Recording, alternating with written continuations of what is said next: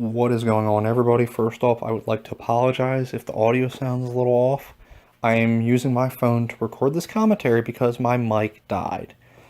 So, until I get a new mic in the near future, I'm going to have to use my phone to record commentary. So, apologies if the audio sounds bad. I just have to make do with what I have at the moment. So, anyway, let's discuss all of the craziness that's surrounding Battlefield 5. Now, to say that the Battlefield 5 reveal that happened a few days ago has divided the gaming community is a huge understatement.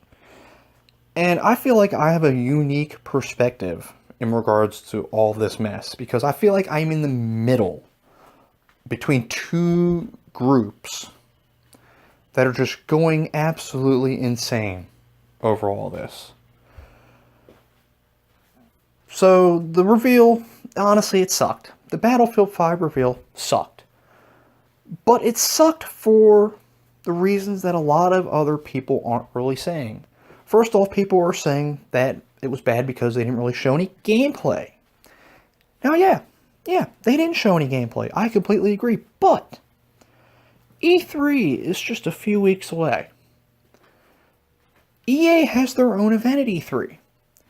Don't you think they're going to save a lot of gameplay to show it off at E3? You know, something tells me that they're going to do that. And hell, they might have a little tournament, like they did with Battlefield 1, when they showed that game off a couple years ago. So, honestly, I just wish people would use their brain and just think a little bit. You know, that maybe they're going to save their gameplay for E3. Yeah. And a lot of other people are upset that Battlefield is going back to World War II and that they wish Battlefield 5 was going to be a modern Battlefield game. Now, at the end of the day, that's subjective. There's people that prefer modern Battlefield over old wartime settings. There's people that prefer old wartime settings over modern. But a lot of people don't get is that, look at what happened with Call of Duty. Call of Duty for years and years was just set in the same type of setting. It was a futuristic shooter year after year after year, and people were getting sick and tired of it. So what happened last year? Call of Duty went back to World War II, and they saw a huge success with that game. Hell, I bought it for that very reason. And it was the first Call of Duty I bought in several years. So, EA and DICE are probably trying to replicate that success. And when you really think about it, most of the Battlefield games that have come out over the years have already been set in modern times. Before Battlefield 1, the last 5 retail Battlefield games were set in modern times. Battlefield Bad Company 1, Bad Company 2, Battlefield 3, Battlefield 4, and Battlefield Hardline were all set in modern times. The last World War II Battlefield game that came out was Battlefield 1943, and that was a PSN and Xbox Live Arcade title. And I think that came out in 2009. So that was like 8 years ago. 9 years ago. Yeah, 9 years ago. Sorry, just had a little brain freeze there for a second. I was just trying to do the correct math. So, yeah, and a lot of people didn't support Hardline. A lot of people that are complaining about this not being a modern Battlefield did not support Hardline. You know, maybe if you all went out and bought Hardline, they would have stuck with modern Battlefield. Just saying. Just saying. So, yeah, going back to the reveal. And yes, we're going to talk about the main thing that is making people go insane over this game. And that is the fact that there are women soldiers that are going to be playable in Battlefield for the first time ever. And people are going crazy on both sides. You have the one side going, oh no, women have never served in World War II. They never fought in World War II. This is completely unrealistic bullshit. Fuck this game. Fuck EA. Fuck DICE. Hashtag not my Battlefield. And then you have the other side, mostly the SJW side, going, I don't care if this is unrealistic. I want to play as a woman in an online first-person shooter just because I want to be represented. And I don't give a shit about anything else. There we go. And I feel like I am in the middle of both sides. Now, a lot of you who've known me for a long time know that I'm anti-SJW. I do not like SJWs whatsoever. I find them to be insane and unreasonable in a lot of areas. However, I am not completely upset at the fact that you can play as a woman in Battlefield 5.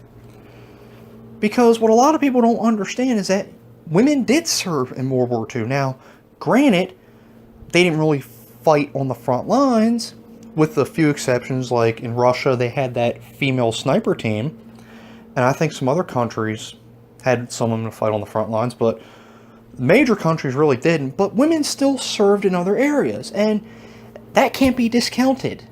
It just can't. So when people say women didn't serve in World War II whatsoever, that is hugely disrespectful, because they did.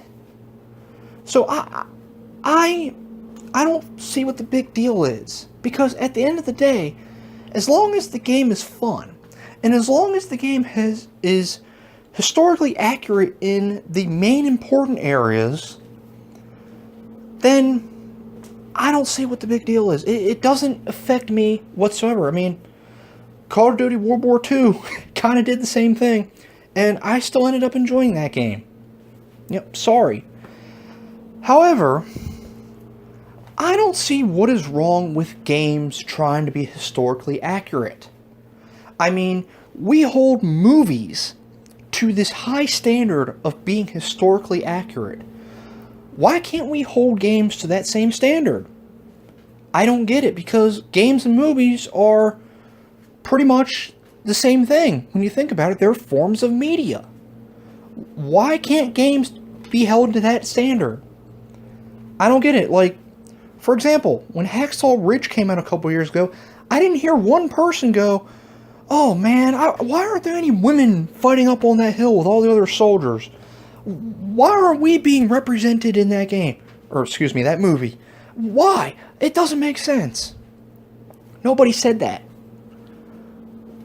Because it's fine for movies to be historically accurate, but for games, apparently it isn't. And I wouldn't really have an issue with the people that are defending women being in this game, except for the fact that they're trying to justify it by saying things like, "Oh, well, there's 100,000 other things in Battlefield that make absolutely no sense and it's completely unrealistic.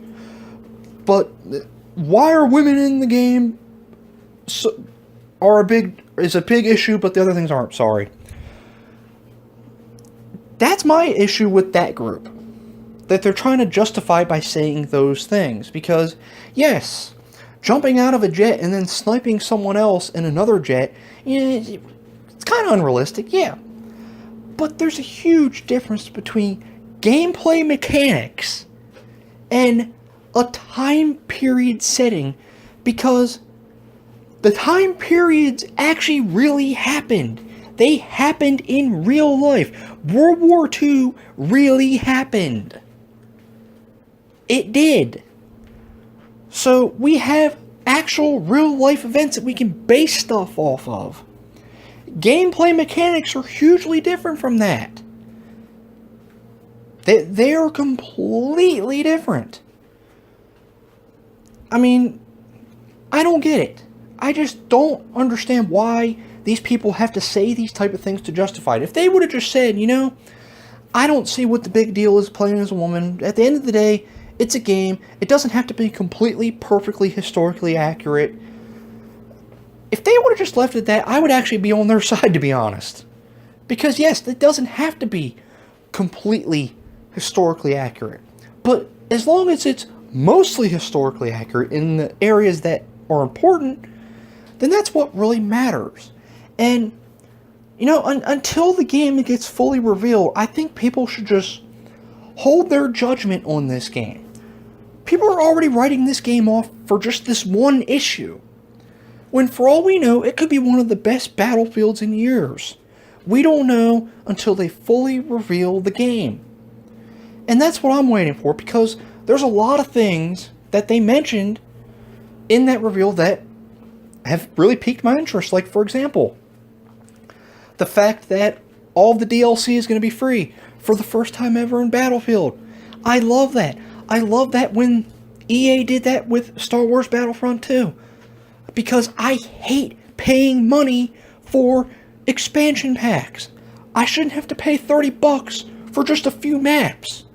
I've always hated that in EA games. I didn't, and I like Battlefield, but I never bought any map packs for that reason. And I know people have a huge issue with loot boxes and microtransactions, but you know what, to me, I'd rather deal with them than spend almost $100 paying for fucking maps and weapons. You know, that's just my opinion. Because at the end of the day, I don't have to pay any single cent towards a microtransaction. I mean, I've been playing Battlefront 2 since November when the game came out, and while yes, microtransactions weren't in the game until I think a month ago is when they re-added them back in, I still haven't put a cent into the game. And I don't need to play the game and enjoy it. So yeah, you know, I'm sorry, I'd rather have that. I would rather have that than having to deal with overpriced premium passes, season passes, and DLC, etc., etc. So that really piqued my interest.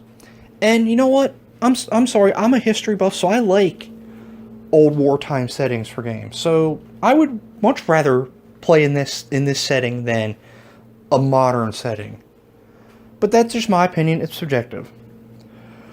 So I think I covered everything I wanted to cover. I just wish people would not go crazy as much as they are over this, because, you know, there are more important issues in gaming that we could be talking about. And at the end of the day, you know, if the game turns out to be fun, then that's what's most important. So, but at the same time, I don't see what's wrong with making a game as historically accurate as possible while being fun. You can do both. So I have no problem with that at all either. So, alright, that's it. And once again, sorry for the audio issues. If there are any in this, hopefully I can rectify that in the future. Let me know what you think about all this, and until next time, y'all have a good one.